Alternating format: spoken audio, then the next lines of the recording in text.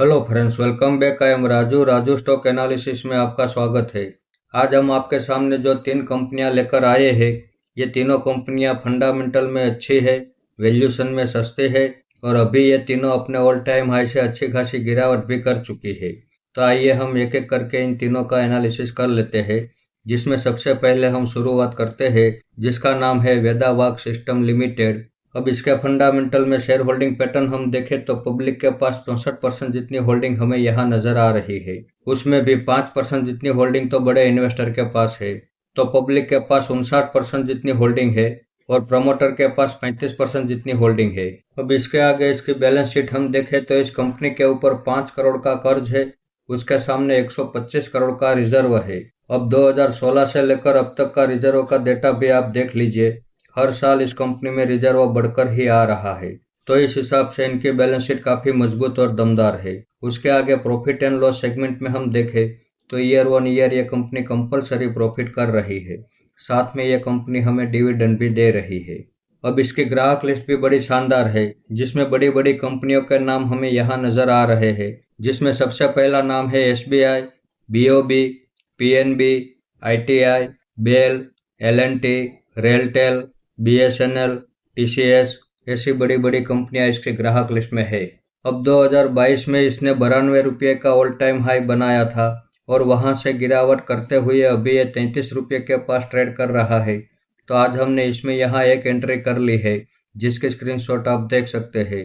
अब अगर यहाँ से और ज़्यादा बड़ी गिरावट होती है तो 25 रुपये के पास हमारा दूसरा सपोर्ट रहने वाला है। वहां पे हम दूसरी एवरेज करने के लिए तैयार है। और अगर वहां से भी और ज़्यादा बड़ी गिरावट होती है तो 15 रुपये के पास हमारा तीसरा सपोर्ट रहने वाला है। और 15 रुपये के भाव में तो हम दिल खोल के इन्वेस्टमेंट करने वाले हैं। अब 2013 से लेकर अब तक का चार्ट आप देख लीजिए। ये गिरावट करता है, बड़ी गिरावट भी करता है, लेकिन नई तेजी की रैली में नया ऑल टाइम हाई भी ये बनाता है। इतना भरोसा हमें इसके चार्ट में मिल जाता है। तो इस कंपनी के ऊपर हम भरोसा कर सकते हैं।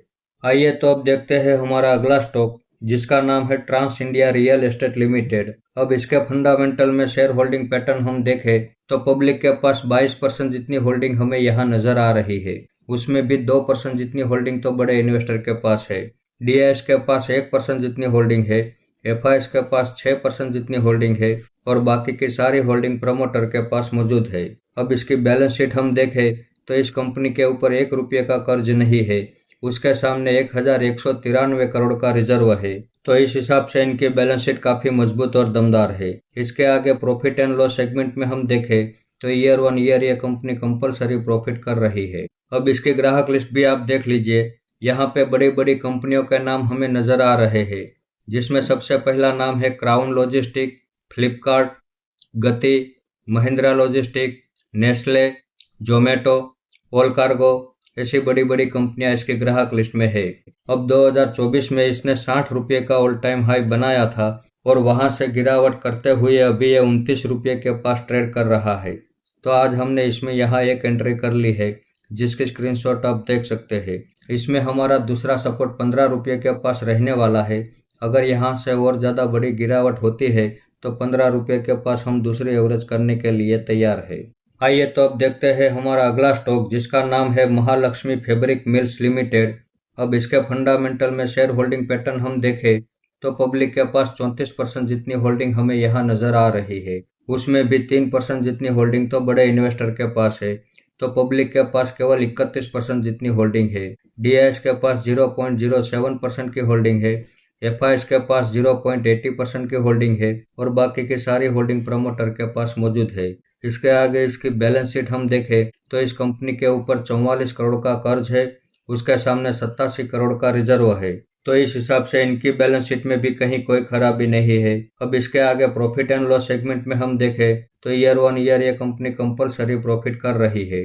अब 2024 में इसने 118 रुपये का ऑल टाइम हाई बनाया था और वहां से गिरावट करते हुए अभी 28 रुपये के पास ट्रेड कर रहा है। तो आज हमने इसमें भी यहाँ एक एंट्री कर ली है, जिसके स्क्रीनशॉट आप देख सकते हैं। अब अगर यहाँ से और ज्यादा बड़ी गिरावट होती है तो 15 रुपये के पास हमारा दूसरा सपोर्ट रहने वाला है। 15 रुपये के भाव में हम दूसरी एवरेज करने के लिए तैयार है।